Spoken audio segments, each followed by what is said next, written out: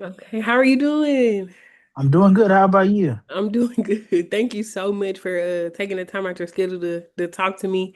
It's Of only going to be course. like a really quick video. I don't want to keep too much of your time, but I was Okay. interested in interviewing you because I see that you are a cinematographer, a videographer, and you do a lot of camera work behind the scenes of hmm entertainment wise, and you're a content creator. And I thought it would be really great to just get to know you. So you can start off just telling me a little bit about yourself and like what you do. Got you. Okay. Yeah. Oh well. First of all, thank you for even being interested in what I do. That's awesome, and it's actually kind of full circle because I wanted to go to Full Sail. My parents wouldn't let me leave Texas to go to. It's in Miami, right? I think It's in right. Florida, Winter Park. It's in Florida. Yeah, I'm an online student, so I don't live in Winter Park. I wish I did because it's nice. The weather's nice. Yeah. Yeah. Where are you located? I'm in Louisville right now, but I'm originally from Louisville. Okay. Atlanta. Okay, got you. Okay, yeah. But sorry, back to what you were saying. So a little bit about me. I've sort of always been surrounded by film, video. My dad, he had a video production business when I was a kid. He would go around to different churches, event spaces, and stuff like that, and he would help them set up like their streaming and their live production. So he was more on the live production side, and my mom, she writes plays, she does like theater stuff like that. So put those together, I guess you get a filmmaker. So um but I've always been around it. I did go to school for it as well too. Didn't learn as much as I thought I would from school, just because that's normally how it works. Mhm. But I went to Sam Houston State University, graduated there with a bachelor's of arts and science in filmmaking and television production. But I did start working in my field while I was a sophomore, so that was cool. And I was already I honestly didn't even need to be in school for it. I could have learned a lot, like online or YouTube. I really wish I would have went that route, but you know, it was cool for what it was, and I just started working in my field from then. So professionally since 2016, I would say. So coming up on 10 years soon, but I started working for different companies, work for ESPN, for the college, and then ESPN for tennis of all things. I didn't know a lick about tennis at all, but they needed a creative director, so I started working there. And then uh, around the pandemic time, just did my own business, had my own video production business, started it, and then been going ever since. Wow, that's amazing. Like you've done a lot. And Mhm. I do understand when people say, sometimes I feel like hands-on experience is the best teacher. Because sometimes you For go to sure. school and they teach you the technical aspects and the formalities, which is important, and people respect hmm the fact that you know technical work. But one Right. thing that drew me to your page was that you're like not stingy with what you know, and you like really take the Oh, I time to like appreciate it. help people and learn and like show people how to do camera and how to do lighting. One of my favorite ones was the video you did where you showed the silhouette shots. Because I always Oh, there's a think lot. Yeah, yeah, I yeah. think those are like beautiful shots, and I always be like, "Dang, how do people get there?" So I thought it I, was I use it really all the cool. time. I thought it was Yeah, really and a friend of mine, he started doing videography and cinematography after me, but um, he didn't go to school for it, and he wanted to learn and stuff. And so he was like, "Bruh, you should just like post stuff about it." And I followed a bunch of people who, you know, post about stuff, but he was like, "No, do it your way, post it." Because and my thought process has always been just to help people the way I wanted to be helped, like yeah, helped when I was learning and stuff like that.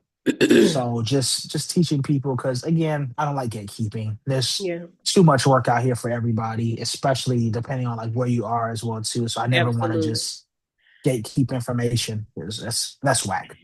Okay, so what are some of the challenges that you feel like you faced in pursuing your career? Because I know in anything you have challenges. So what are some of your challenges you Mm. felt like you faced? So like actors get typecast. I feel like with filmmaking, if you make too much of the same thing, which some people, do that and that's their thing. But me, I like variety in my work. So I'll do commercials, I'll do documentaries, I'll do weddings, I'll do pretty much anything that kind of just fuels me creatively. But starting off, it was just like getting in a creative rut by doing the same thing over and over and over again. It was just like, like it was, like I've always loved film. I've always loved video, and when it got to a point to where I was like, like I'm not loving this or whatever, I was like, okay, this is not it. So, um, I think the biggest challenge was just like making sure to add variety to it.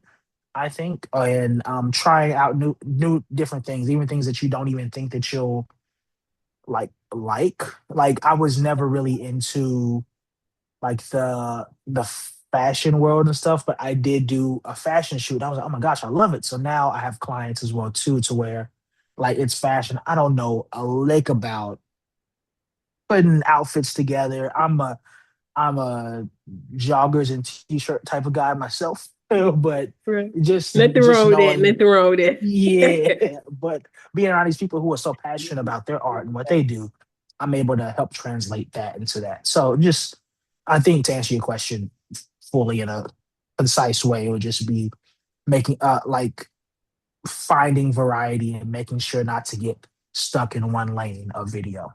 Okay. Okay. And like what type of equipment would you recommend for someone knowing absolutely nothing, like totally green about videography and cinematography? Oh, ditch the camera.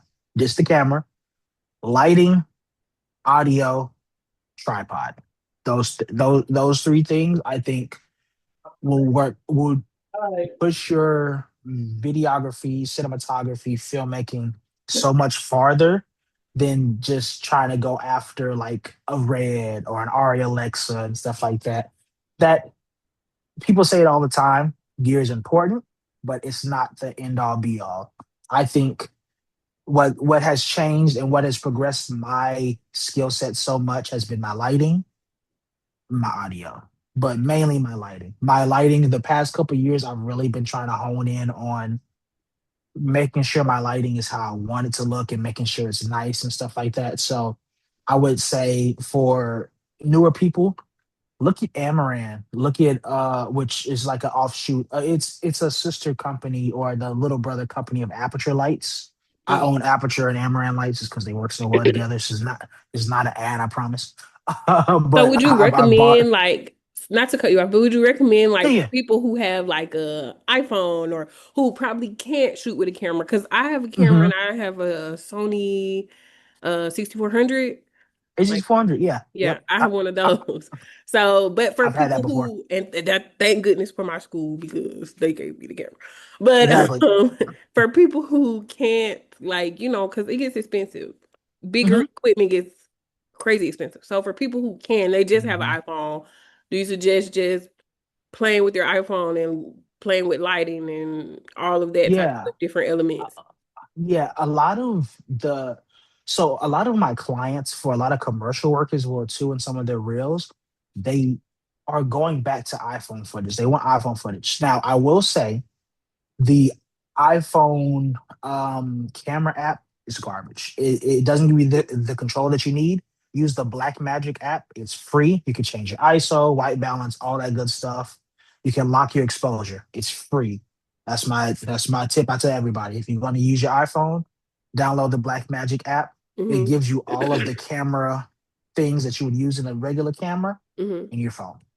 But yeah, no. You can shoot. There's movies made on iPhones. Obviously, they have extra lenses and stuff on there, but nah, I would if someone's starting off, I would have them get a nice lighting kit. Amaran just released some new lights. They're like sub $100 for some of them, like a 60X, stuff like that. I would have them do lighting, get a good audio pack like a DJI like wireless mic, or everybody makes them. Rode makes them. Get one like that, and you're good. Okay, cool, cool. Thank you, because I know a lot of people, that's one of the questions they always be like, I don't have, Hmm. money for equipment. You don't Um, need all that. so what are you currently working on and what would you love to work on in the future? Got you. So right now, I'm working on a lot of commercial stuff, like a lot of stuff for different businesses. I guess that's sort of the lane that I've been in for the past almost a year now. It's just working with different businesses and helping them create more cinematic, whether it be ads or commercials or things for their social media. That's where my passion has been right now. It kind of fluctuates every so often, but that's where my passion's been right now. It's just finding out different ways to make businesses look the best, like the type of commercials you see on the Super Bowl and stuff like that. So if you go to my website, like you'll be able to see some of the work I've done, and that's what I want to do for different businesses. So that's what I'm working on now. What I want to work on, um, it's been a while since I've done a short film. People have been asking me when I want to do a short film. Mm-hmm. So my thing is with short films is it like it has to mean something to me. I just don't want to create something just for the heck of creating. So I would want to sit down, come up with a good idea, and shoot a short film because I haven't done so. I haven't done a short film in a while. It's been a couple of years, so that's probably what would be next. Do you feel like you like I know you say you like all of it and your work is like expansive, but do Mhm. you like short films more or do you like commercials more? Because I know sometimes filming commercials is like Oh, less and short films take a mhm, lot of work, mhm. even though it's a short film. So like which one would you or could you be like, I think I like this one more. I think the short films more for sure. I mean, the commercial work, I'm able to put my creativity in it to a certain extent, but that's what pays the bills. That's Mm-hmm. what keeps like my clients on retainer as well too. Right. So, but definitely there's more passion and there's more fun and there's just more creative control in short films for sure. Right, right, right. Now I know you said growing up, your family was in film and music and all that good stuff. But Mhm. whose work have you been inspired by outside of like your family or your friends? A lot of people. Oh my gosh. Obviously, I'm gonna say, and I'm gonna go ahead and put him in GOAT status right now, even though he's younger. Ryan Coogler. His Absolutely stuff is his stuff is amazing. It's amazing. like he has not made a bad movie, and that's very hard to say for. I mean, even still, like even Spielberg's made a bad movie. Like that, like the greats that we put up there. But Ryan Coogler's amazing.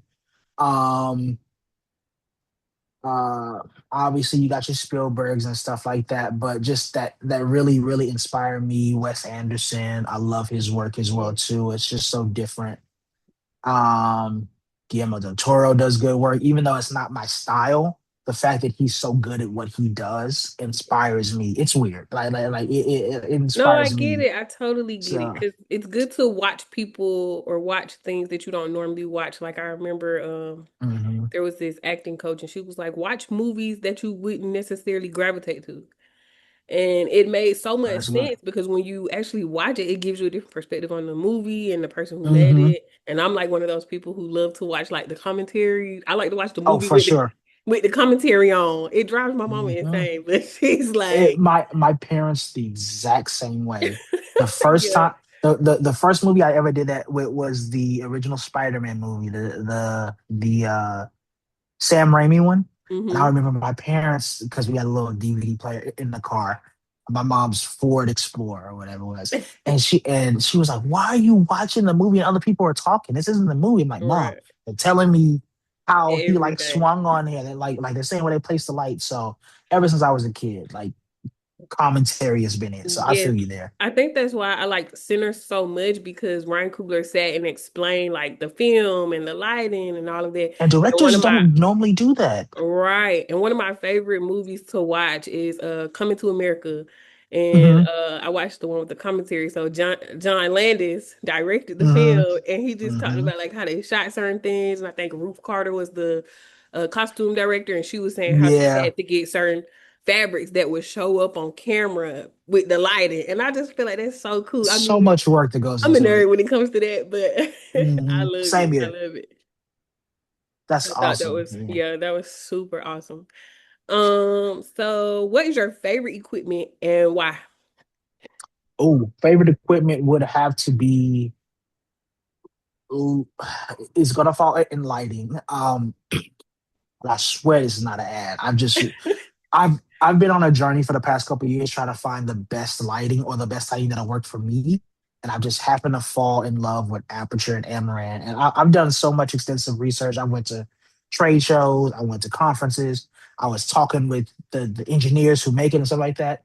So I just got a new light, Amaran 400X, Storm 400X. It's a bicolor light, but it has certain color things in it. I'm a nerd out real quick because the one thing that's very, very hard, and that's why I love Center so much, is because when you light black people's skin, you have to light it a certain way. If you Right. overexpose it, it washes them out. If you do it to where it's not warm enough, it makes them look kind of orange and blue. It's it's it's it's off. So with this new light, they have a new chip in there. I'm getting real nerdy. It's called the Blair engine. It creates perfect white light by using Blair stands for blue, lime, amber, indigo, and something else. The R is for something else. But it basically uses all those colors to make light. And when you shoot it on black people, which I do a lot of things with black people, it makes their skin just look great. And you don't have to overexpose it. It's powerful. So I would say lighting. Lighting for sure. That light has been my favorite thing to use. Yes, that's cool. That's cool. So, is it anything that you would want people to know, or like how to find you, how to see your work? Just like Mhm. let them know. Oh yeah. If anybody wants to find me, I'm at Zeke the director, Zeke, the word the and then director on Instagram, TikTok, I think Twitter as well too. I barely use Twitter, but Instagram and TikTok, and then on there is my website. My company's called Moonstruck Media. If you type in moonstruckmedia.studio, my website will pop up, and you'll be able to see my work, contact me, stuff like that. Okay, cool, cool. Well, that's pretty much all my questions. I thank you so much for taking the time, like I said, to come and talk to me and just chill with me and vibe out. Because this was a really, really good interview. I learned a lot, and I learned how Thank to you do some for stuff. reaching So out.